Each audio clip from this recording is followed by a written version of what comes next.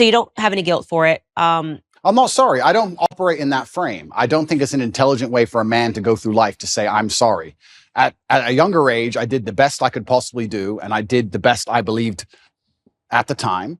And you grow from it and you learn. And perhaps there's times in your life where you look back and think, well, maybe I would have done this differently, because hindsight's always 20/20. But every rapper sold drugs. Like, you get to a certain stage in your career where you no longer sell drugs and you don't do it anymore. But that's part of the life journey, and life's messy. And I'm not going to sit here and apologize to any conservative who wants to sit me down and try and give me some moral high ground garbage. I'm not going to listen to it.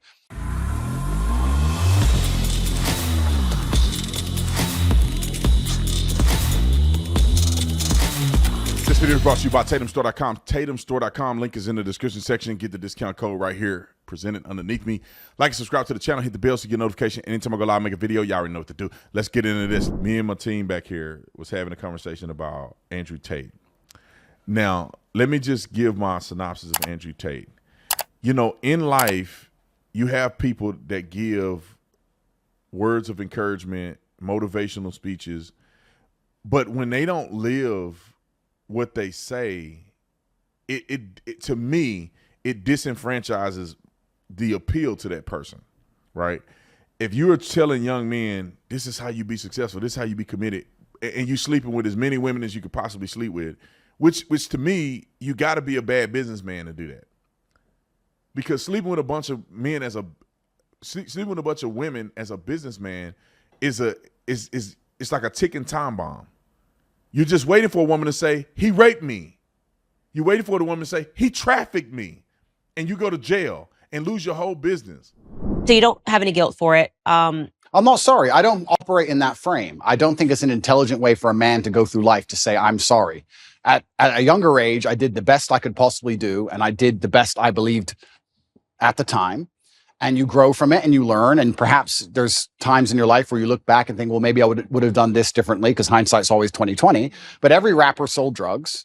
Like, you get to a certain stage in your career where you no longer sell drugs and you don't do it anymore.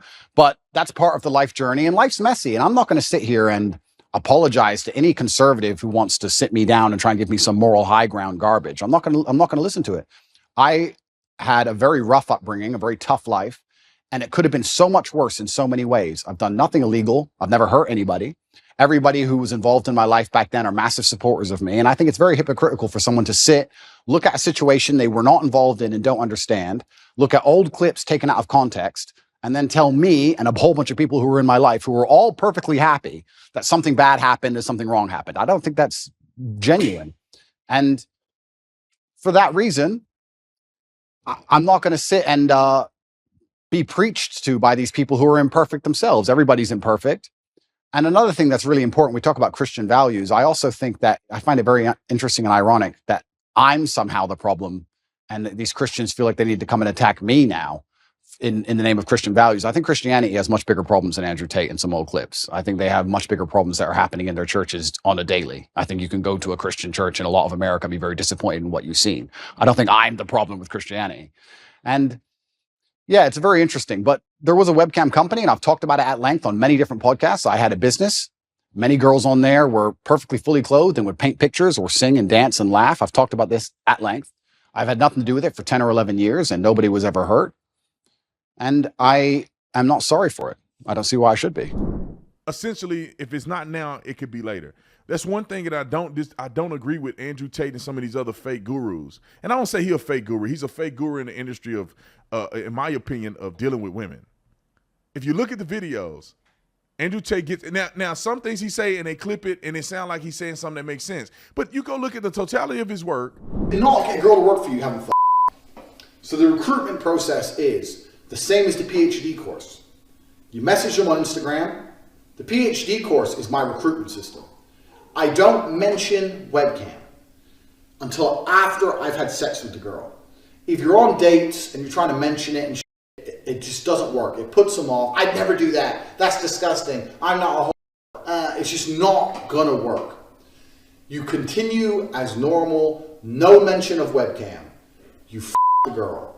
After you the girl, you do the PhD test. If she passes the PhD test and she wants to be with you, then you start mentioning things like, Yeah, but you know, you're always busy. You're always at work. You can come work for me. He's talking about how he sleep with women to convince them to love him so he can get them to be a part of his webcam business, which is them exploiting themselves on camera. And as a man, that's not how men should operate. That's not how men should treat women. And I want to express this very clearly. For men all around the world that are listening, would you want a man treating your sister or your daughter the way you treat women? Would you want a man like Andrew Tate to date your daughter or your sister? Would you? With the way he talk about women, would you want that? Okay, if you wouldn't want a man like that, then why would you listen to him? I want to tell you guys the difference between people who are gurus. There's two different gurus. There's the person who tell you how to do stuff. Then there's a person who does it and relays their efforts that they've experienced and been exposed to. There's two different things. In my opinion, I think a person like Andrew Tate has had some level of success, right? But then the rest of the financial success come through manipulation. Manipulated women to do a webcam business. Then he bragged about manipulating young men to be attracted to these women on the webcam. They sell everything. They invest all this money. They're looking for this guru talent. And then what do you know?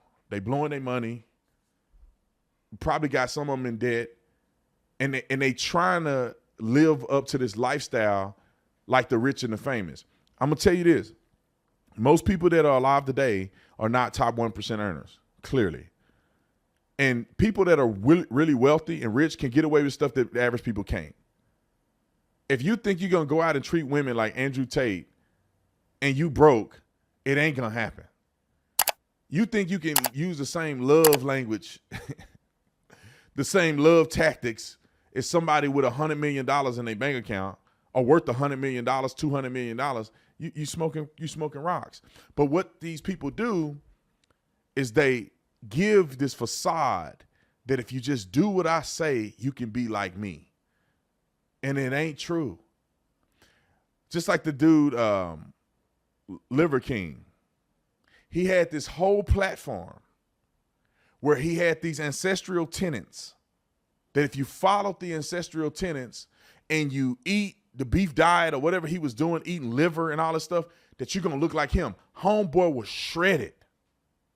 Many people in the industry was like, he has to be taking steroids. There's no way he can look like that naturally. He literally built a multi-million-dollar business on telling you to be natural, to eat liver, to take his supplements, and live on ancestral tenets like he does. Come to find out, because men were never going to get to where he's at, because he ain't even where he's at using his own techniques. Of course, you got to hit the gym. But this dude's spending like $12,000 a month on steroids. Finally came out and admitted it. But these are the type of things that I want young people to be aware of.